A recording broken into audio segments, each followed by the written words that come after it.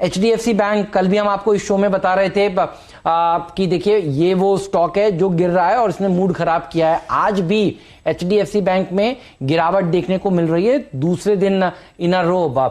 और खबरें देखिए आपको हम लगातार बता ही रहे हैं। यहाँ पर जो एक एम्प्लॉय थे उनके ऊपर सवालिया निशान लगे हैं और उसके ऊपर देखिए अब ब्रोकरेज हाउसेस की रिपोर्ट्स भी आ रही हैं। इसी पर बात करते हैं। यतिन हमारे साथ जुड़ चुके हैं जो क्लोजली ट्रैक कर रहे हैं मैक्वायरी की रिपोर्ट में। यतिन, क्या कहा गया है HDFC बैंक और HDFC बैंक के अलावा ओवरऑल बैंकिंग सेक्टर में जो दबाव देखने को मिल रहा है उसके पीछे कारण क्या है? नमस्कार हेमंत। देखिए, ये जो न्यूज रिपोर्ट है उस पर पहले आते हैं कि जिस प्रकार से व्हीकल फाइनेंसिंग में थोड़ी बहुत इरेगुलरिटीज पाई गई हैं, खास करके जब आप कोई व्हीकल को लोन देते हो उसके अंदर जीपीएस फिट करते हो तो वो जीपीएस सिस्टम्स की खरीदारी में भी थोड़े बहुत इरेगुलरिटीज और कॉन्फ्लिक्ट ऑफ इंटरेस्ट पाए गए हैं न्यूज रिपोर्ट्स के हिसाब से। और अगर आप HDFC बैंक की बात करें तो लगभग 10% उनका जो टोटल लोन बुक है वो आता है व्हीकल लेंडिंग बिजनेस से। तो ये बहुत बड़ा बिजनेस है। इसके अंदर जो मुनीश मित्तल पे उंगलियां उठी थी, HDFC बैंक ने क्लैरिफिकेशन ये दिया है कि 31 मार्च के बाद मुनीश मित्तल जो है रिटायर हो गए थे और हायर स्टडीज के लिए उन्होंने छुट्टी अभी ली है हाल फिलहाल, और कोई प्रकार की इरेगुलरिटीज नहीं है। लेकिन HDFC बैंक ने यह कहा है कि जो एलिगेशंस लगे हैं उसकी जांच होगी। जहां तक की सवाल है ब्रोकरेजेस का, तो मक्वेरी ने अपना आउट परफॉर्मर कॉल जो है मेंटेन किया है HDFC बैंक पे। लक्ष्य है 1124 और उन्होंने ये कहा है कि जो सीनियर मैनेजमेंट एग्जिट है और जिस प्रकार से ये जो व्हीकल लेंडिंग बिजनेस की इश्यूज आई है उसको कोई मेजर इंपैक्ट के तौर पे नहीं देखा जाएगा। हाँ, जिस प्रकार से बैंक के CEO की चॉइस की बात है वो एक इंपॉर्टेंट इवेंट रहेगा बैंक के लिए। जब तक वहां क्लैरिटी नहीं आती है तब तक यहाँ कोई बड़ा हमको अपमूव नहीं देखने मिलेगा। तो जहां तक कि ये व्हीकल फाइनेंसिंग बिजनेस का इश्यू है, ब्रोकरेजेस ने इस इवेंट पे थोड़ा बहुत न्यूट्रल स्टांस ही दिया है, लेकिन मार्केट है।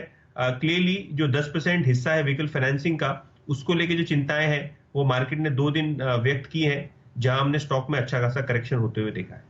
ठीक बात है। तो आदित्य पुरी साहब के बाद कौन, ये सवाल तो काफी दिनों से था और देखिए ये एक नई समस्या सामने आई है तो इस स्टॉक में गिरावट देखने को मिल रही है। लेकिन मैक्वायरी कह रही है कि ज्यादा चिंता की बात नहीं है। मयूरेश जी, आप बताइए, आप कैसे देखते हैं ये सक्सेशन प्लान अगर सामने आ जाए तो एक बड़ी रिलीफ आ सकती है, और HDFC बैंक में आप क्या करेंगे इस गिरावट में, ये भी बताइए प्लीज।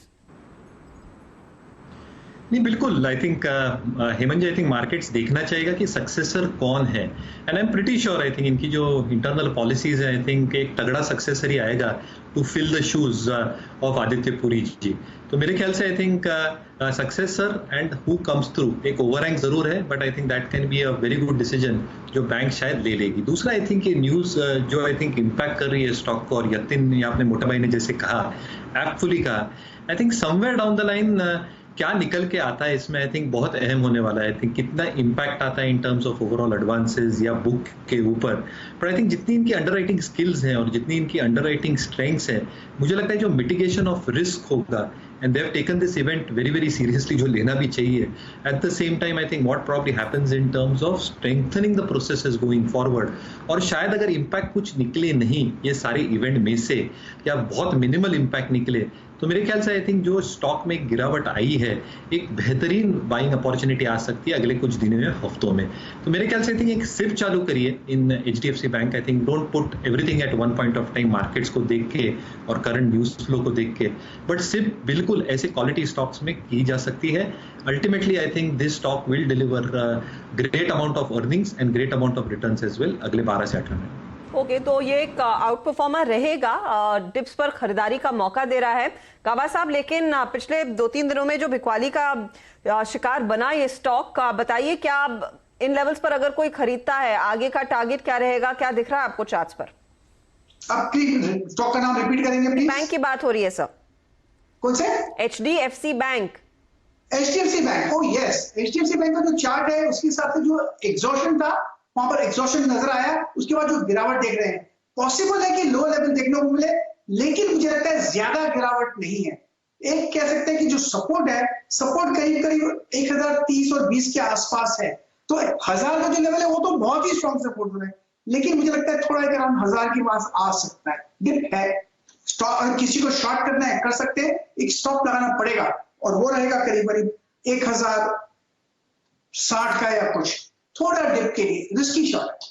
राइट तो इसके ऊपर नजर रहेगी। ध्यान रखिएगा कि आदित्य पुरी साहब का जो टेन्योर है वो 26 अक्टूबर 2020 में खत्म होगा और सर्च कमेटी बनी थी, रिकॉन्स्टिट्यूट भी हुई थी और अब एक नए सक्सेसर की तलाश है। तो आप सिप करिए, बहुत बढ़िया राय आपको दी गई है मयूरेश जी जो द्वारा। सिप करेंगे तो ज्यादा अच्छा फायदा होगा, क्योंकि जैसे ही देखिए सक्सेशन प्लान क्लियर हो जाएगा तब यह अनिश्चितता होगी नहीं और तब यह भाव भी नहीं होगा। अच्छे क्वालिटी के स्टॉक्स आपको इस तरह की अनिश्चितता में खरीदने चाहिए, ये राय बिल्कुल साफ है। और लॉन्ग टर्म में एचडीएफसी बैंक ने कंसिस्टेंटली बढ़िया प्रदर्शन दिखाया है। ये समस्या तो इस समय की है मयूरेश जी, मुझे याद है जब मोरेटोरियम के आंकड़े सामने आए थे तो सबसे कम मोरेटोरियम किसी अगर एक प्राइवेट सेक्टर बैंक का था तो एचडीएफसी बैंक का था।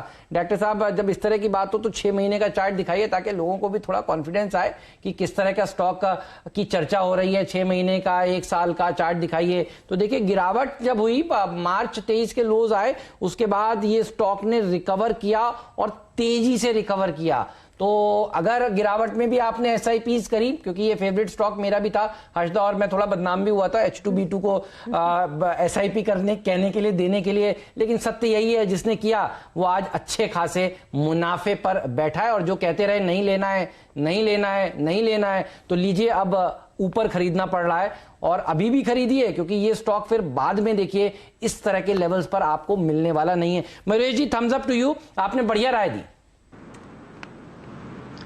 बिल्कुल हेमंत जी, और मेरे ख्याल से आई थिंक जो इनकी कंटिजेंसी प्रोविजंस भी है ये भी आपको देखना चाहिए। आई थिंक जो कंटिजेंसी रिलेटेड कोविड की प्रोविजंस है और अलावा जो प्रोविजंस है ये बैलेंस शीट को बहुत अच्छी तरह से स्ट्रेंथन करती है। दूसरा मैं यही कहना चाहता हूँ हेमंत जी, आई थिंक जो इनकी मोरेटोरियम है 9% और जैसे रिसेंट आंकड़े आए थे, advances growth of more than 25%, deposit growth of more than 21%, जो भरोसा है ये बैंक के साथ रिटेल इन्वेस्टर्स का ये कायम है और ये बैंक इसके ऊपर आई थिंक उभर के आ रही है। तो बिल्कुल सहमत हूं सर आपके राय से।